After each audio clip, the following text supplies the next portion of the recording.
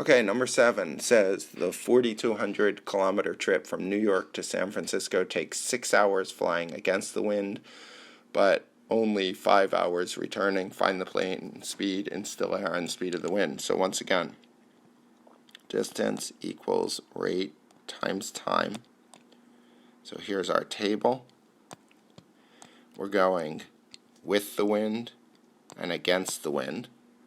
So 4,200 kilometer trip.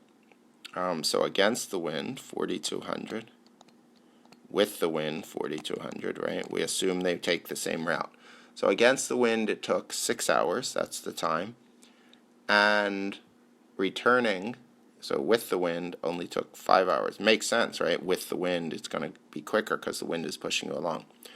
So then we have the plane in still air plus the wind, right, pushing you when you're going with the wind. When you're going against the wind, you have the plane minus the wind, right? So our two equations are read off the rows. So the first row is 4,200 equals P plus W times 5, or 5 times P plus W. And the second equation, or the second row, is 4,200 equals P minus W times 6, or 6 times P minus W, right? So there's our system of equations. So once again, we could distribute the 5 and the 6 in, but I'd rather divide both sides of the top equation by 5, right? So 4,200 divided by 5 is 840. 5 divided by 5, that cancels, equals P plus W, right? The second equation, right, I want to divide both sides by 6, right?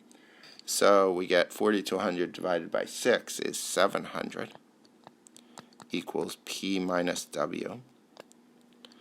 And now we're going to use elimination, right? So 840 plus 700 is 1,540 equals 2 times P. The W's cancel, right? So 1,540 divided by 2 is 770 equals P. So P equals 770.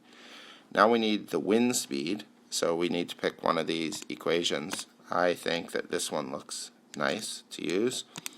So we substitute in 840 equals P, which is 770, plus W.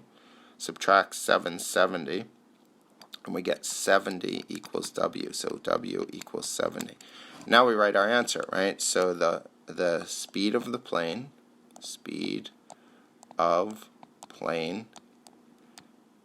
in still air equals 770, and the units for this were kilometers per hour. So that's the first one. And then the wind speed is 70 kilometers per hour. Right? And there's the second part.